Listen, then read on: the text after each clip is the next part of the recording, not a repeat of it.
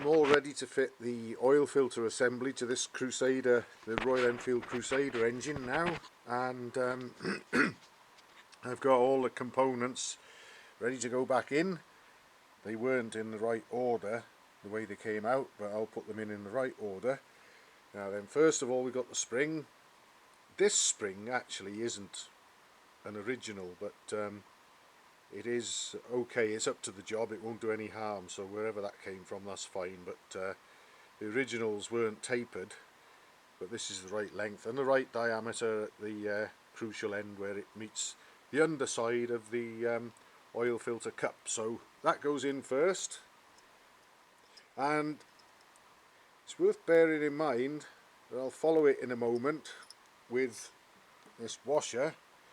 Now, the washer that I removed from the engine was a stainless steel one. So what, you might think? Well, so it's rather difficult to remove because it's not magnetic. So ideally, this again is not an original, but it is steel and it's the right diameter. And if I need to, I can retrieve it easily with a little car aerial magnet like this, which obviously it wouldn't pick up a stainless one. So we got the spring and the steel washer in. Next we have the felt washer,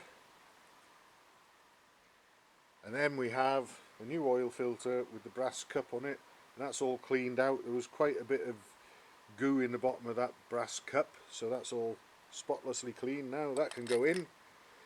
And then last of all, obviously, the cap itself and the nut and the fibre washer that secure it.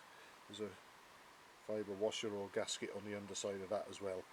Now I'm going to put them on temporarily, but I'm going to recommend to the owner that he remove them when he's putting oil in the engine and just pours a quantity of oil into there, enough to get it filled up to the top of the chamber, and then put the cap on, and that will give him a good supply of oil in there ready to be forced through and into the big end.